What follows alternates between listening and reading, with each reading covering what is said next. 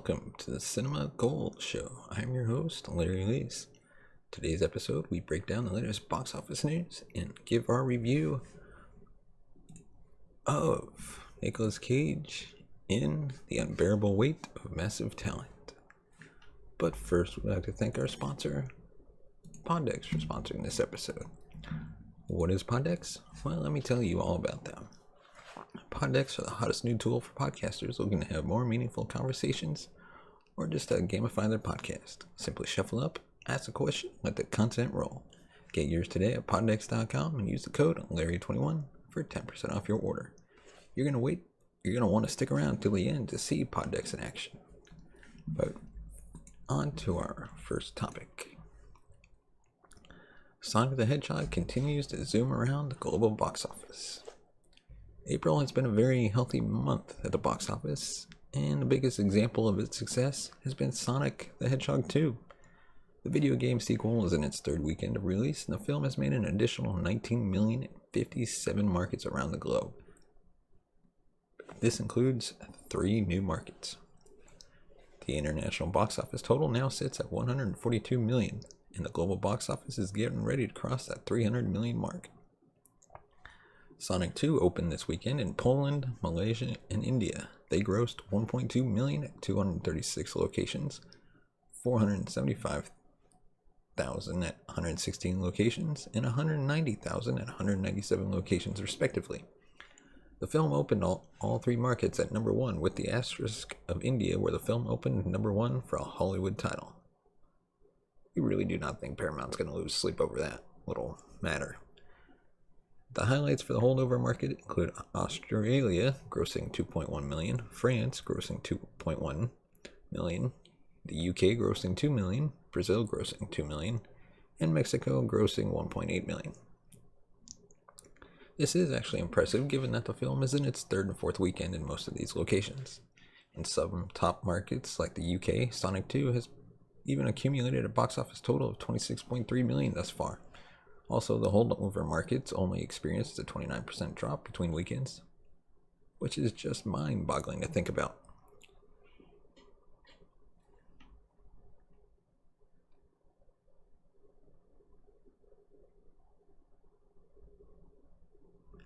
Paramount looks to continue this success as the film is opening in the Middle East next week and Japan on August 19th.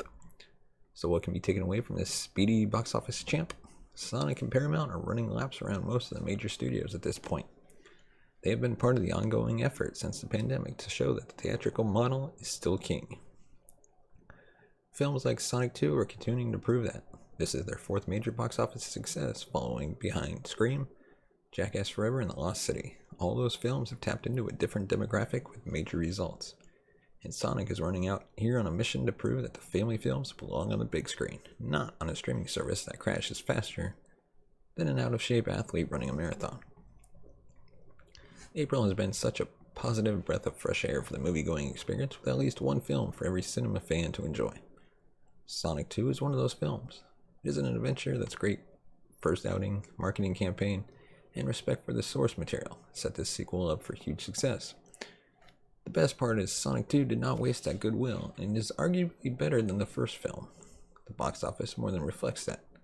You can help this lovable blue blur on his mission and race over to support your local venue because Sonic 2 is still in theaters. And now, on to our other topic, The Unbearable Weight of Massive Talent. I gotta say, this movie was a lot better than I thought it would be, and I'm not even that big of a Nic Cage fan. But aside from that, depending on your taste, the idea of Nic Cage playing himself either sounds like a self-indulgent disaster or the most fun you've had at a movie in years. Fortunately, even the most Cage ambivalent will have to admit The Unbearable Weight of Massive Talent is solidly the latter. The meta-comedy sees the fictional movie star Nic Cage working with the CIA to solve a political kidnapping by the Spanish Mafia, all while having a cinephile bromance with a mega fan played by Pedro Pascal. Though movie references and Cage quotes abound, there's something for everyone in The Unbearable Weight of Massive Talent. It's one of the funniest movies of the year. Directed by Tom Gormican from a script he wrote with Kevin Etten, apologies for his name. The zippy meta-comedy plays like a fan letter to Cage from someone who's not only seen a lot of movies, but has good taste. Toggling between Hollywood insider comedy to spy thriller to bromance at times, it feels like the movie is threading the world's most ridiculous needle. What begins as a highbrow episode of Entourage turns into a hilarious spy spoof grounded by genuine friendship, a love story between adult men. It works not only because Cage and Pascal are truly brilliant together, but because the movie conjures a world that, however ridiculous, makes its own rules and follows them. Fictional Cage, who goes by Nick for most of the movie, is a movie star who's down on his luck. The movie opens with Nick accosting the director of a project he set his sights on, which he says could be his King Lear. Both his daughter and ex-wife are fed up with his narcissistic movie star routines, and he's in debt due to his lavish lifestyle. When his agent brings him an offer to appear at a birthday party for $1 million payday, he has no choice but to reluctantly accept. Throughout the movie, Nick is visited by Nicky, a mop-haired specter of his younger self who glows with either the folly of youth or tons of plastic surgery. Whichever it is, that unsettling de-aging CGI effect works oddly well in this context. It's supposed to be weird. In interviews, the real Cage said the character was what interested him most about the project. An admission that reveals more about him than the actual movie does. Nicky has streaked blonde of Marilyn Manson hair and hounds Nick about his career choices, shouting, "You're not an actor, you're a fucking movie star." Nicky's worst nightmare is that Nick play the gay uncle in the next Duplass Brothers movie. If Nicky is the fame-hungry devil on Nick's shoulder, then Javi is his creatively aligned angel. Unbeknownst to Nick, Javi has a screenplay he's itching for Nick to play, or read, I should say, and nurses pipe dreams of someday working with him. After a few drinks, they discover their shared love of cinema, which includes the cabinet of Dr. Caligari. When two CIA officers contact Nick, revealing that Javi is the head of a major Spanish crime organization who kidnapped a teenage girl for political reasons, Nick genuinely mourns the loss of their blossoming bromance. When Nick must draw on his considerable talents to save the young girl, he muses on the similarities between espionage and acting. To maintain his cover with Javi and extend his stay on the compound, he agrees to develop a script with his new friend. Thus begin the movie's most meta elements, which, unsurprisingly, are also its most self-indulgent. Though it's funny to hear Nick wax poetic about movies, things get a little winking when Nick starts saying things like, "Can't stand talky comedies, it's gotta have some plot to move it forward." We've long gotten the point by the time Nick says, "It's time to figure out how this thing ends." But it's only because the movie has so succeeded at its professed plot-driven comedy that these lines feel unnecessary. There's a lot going on, but for the most part it all comes together. The script is smart enough to translate without such blatant nods at what it's doing. The audience is too. Another key reason the movie works is the chemistry between Cage and Pascal, a crackling harmony between two dramatic actors who can also do comedy riffing wildly. Pascal is an avowed Cage fan himself, though he doesn't have a life-size wax figure of the actor in his secret villain lair like Javi does. As the characters push each other further off the deep end, so do the actors, raising the stakes with each exchange. Their appealing synergy begs the question, could Pedro Pascal be the next Nicolas Cage? Maybe there's room for two. So this film actually debuted at South by Southwest in 2022.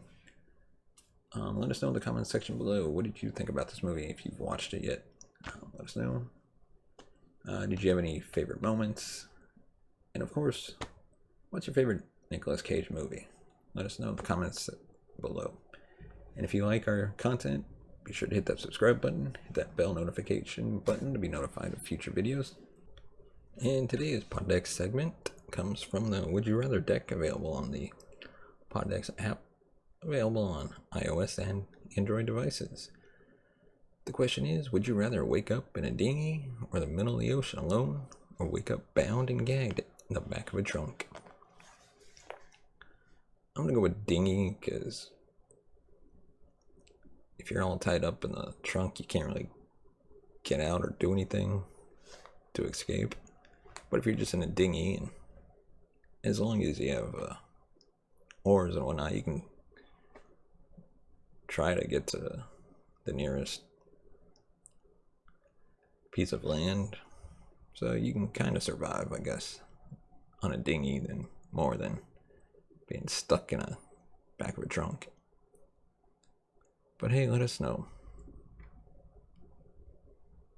And as always, subscribe to the podcast on all major podcast platforms, and please, if you like the channel, please support the podcast by buying us a coffee at buymeacoffee.com/cinemagold.